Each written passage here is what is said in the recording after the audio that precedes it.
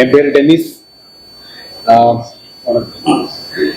இந்த படத்தை பத்தி சொல்லணும்னா, இந்த மனுஷனோட கஷ்டம் அதான் நான் சொல்லுவேன். இயக்குனர் பல வருஷமா இவரு ரொம்ப கஷ்டப்பட்டாரு. ஆக்சுவலி இந்த படத்துக்கு ஆரம்பத்திலே நான் என்டர் ஆயிட்டேன். ஆனா அதுக்கப்புறம் இந்த படத்துல இருந்து நான் வெளியே போயிட்டேன். ஏன்னா எனக்கு ஒரு ஹெவி ஆக்சிடென்ட் ஆயிடுச்சு. அந்த ஆக்சிடென்ட்ல நான் கொஞ்சம் கிரிட்டிக்கல் ஸ்டேஜ் போயிடுச்சு. அதனால இந்த படம் என்னால பண்ண முடியல. ஸோ அதுக்கப்புறம் தான் இன்னொரு கம்போசர் சாங் எல்லாம் பண்ணி முடிச்சு கடைசியா பேக்ரவுண்ட் ஸ்கோருக்கு திரும்ப என் கையில் வந்துருச்சு படம். என்னால முடிஞ்ச அளவுக்கு பண்ணியிருக்கேன். படம் ரொம்ப நல்லா வந்திருக்கு. அது நீங்க பார்க்கணும், எல்லாரும் பார்க்கணும், சப்போர்ட் பண்ணணும். சின்ன சின்ன படங்களை நீங்க தான் சப்போர்ட் பண்ணணும். பெரிய பெரிய படங்களை சப்போர்ட் பண்ற மாதிரி சின்ன சின்ன படங்களையும் எல்லாரும் சப்போர்ட் பண்ணணும். அவ்வளவுதான். நன்றி. முக்கியமான அடுத்ததாக சிவப்பழமாக வந்திருக்கிற இரணியன் அவர்களை பேசுகிறார். உங்களை பொங்குவார். அனைவருக்கும் இனிய மாலை வணக்கம். எனது பெயர் இரணியன்.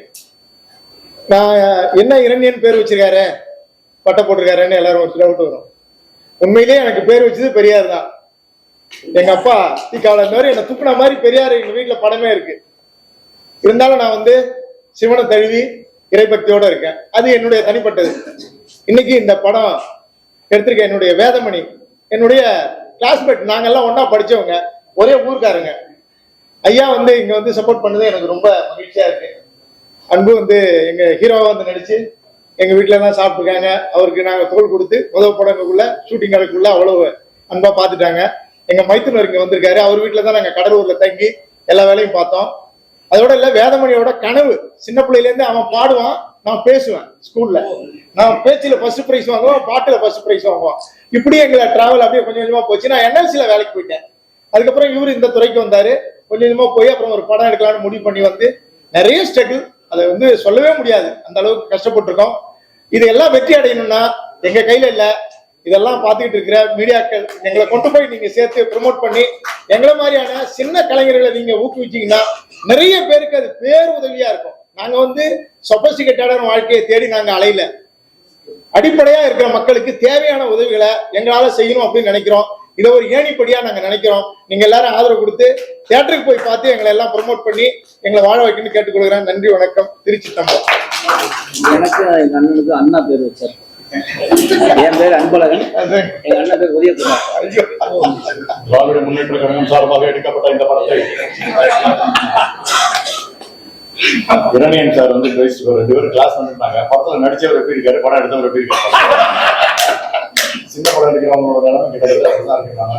ஆனா இந்த வீடு வேதமணி சார், இந்த மணிங்கிற பேர் பேங்க்லயும் மணியா சேரும் சார்.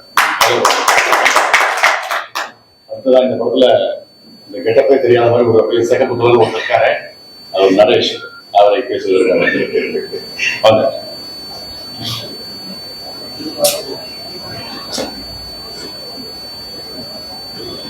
எல்லாருக்கும் வணக்கம். நரேஷ் மாதேஸ்வர். இந்த படத்துல நடிச்சு மறைஞ்சு போன மனோபலா ஐயாவுக்கும், நேற்று நம்ம துறையில இருந்து இறந்து போன நம்ம சங்கரனுக்கும் அவங்களை ப்ரே பண்ணிட்டு என்னோட பேச்ச ஆரம்பிக்கிறேன்.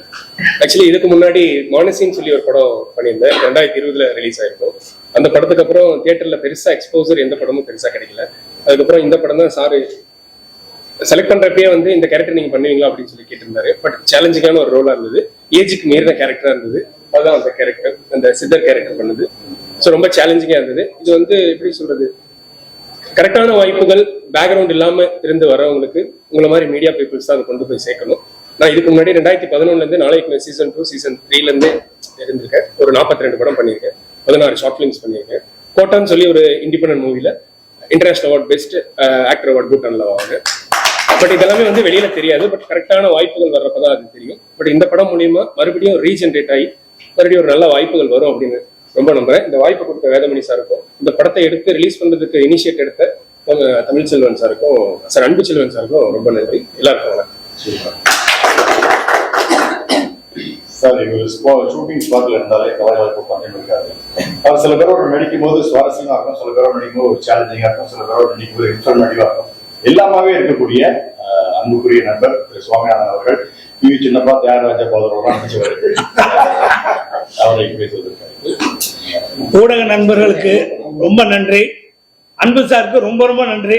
ஏன்னா இந்த மாதிரி சின்ன படங்களை எப்படியாவது ரிலீஸ் பண்ண வச்சு அவங்கள ஜெயிக்க வைக்கணும்னு போராடுற ஒரு ஆளு அவரு. ஒரு ஆளு ஜென்சி பாருங்க, இப்ப கேள்விப்பட்டேன், எப்பேற்பட்ட ஆளுங்களாலும் படத்தை ரிலீஸ் பண்ணுமோ அவர்கிட்ட போங்க, அவர் பண்ணி கொடுத்துருவாரு. அந்த மாதிரி ஒரு தங்கமான ஆளு. இதையும் தாண்டி வேதமணி சார் புதுசு, கேமராமேன் சார், மியூசிக் எடிட்டர் எல்லாமே புதுசு, நடிக்கிறவங்கள பாதி பேர் புதுசு. இந்த படத்துக்கு 50-50 பேர் வச்சிருக்கலாம். ஏன்னா நோண்ட ஆர்டிஸ்ட் நாங்க பாதி பேர் இருக்கோம், நிறைய பேர் இருக்கோம். பாருங்க, நேர்கள் ரவி சார் இருக்காரு, சாம்ஸு, சசி சார், இந்த அன்பு. நீங்க உண்மையிலேயே மயில்சாமி மேல அன்பு வச்சிருந்தீங்கன்னா அன்புக்கு ஒரு சப்போர்ட் பண்ணி இந்த படத்துக்கு ஒரு ப்ரமோஷன் பண்ணி கொடுங்க. ஏன்னா ரொம்ப யதார்த்தமா நடிச்சிருக்காரு, நேச்சுரலா நடிச்சிருக்காரு. படம் கலகலன்னு இருக்கு. படம் பாருங்க, எப்படி இருந்தாலும் நல்லா இருக்குன்னு ஒரு வார்த்தை போட்டீங்கன்னா ஏதோ ப்ரொடியூசர் பழிச்சுப்பாரு, இவர் அடுத்த 4 படம் பண்ணுவாரு, பல பேர் பழிச்சுப்பாங்க. சினிமா நல்லா இருக்குன்னா அது உங்க கையில தான் இருக்கு, அது உங்க கையில தான் இருக்கு. அது சப்போர்ட் பண்ணுங்க. இந்த மாதிரி படங்கள், இந்த படத்தில் நடிக்கிற எல்லாருக்கும் இந்த படம் வெற்றி அடைஞ்சா ஒரு பெரிய வாய்ப்பு. அது மாதிரி தொடர்ந்து நிறைய படங்கள் அவர் பண்ணுவாரு. வேதமணி பல நாள் போராட்டம் அவரு. சார் வந்துருங்க இன்னைக்கு இது பாரு, அந்த மாதிரி ஒவ்வொருத்தரையும் கூப்பிட்டு செய்யறாரு.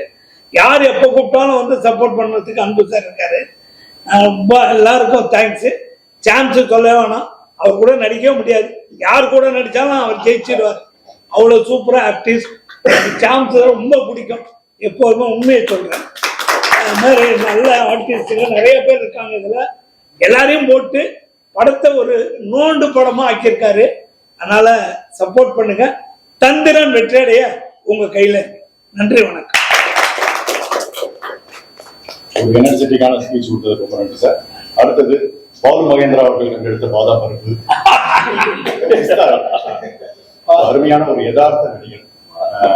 இளமையோட ரகசியத்தை ரொம்ப வருஷமா நான் இவரையே பார்த்திருக்கேன். ஒரு இளமை, அதுவும் சசி யதார்த்த நடிகர், ரொம்ப பிடிச்ச நடிகர்.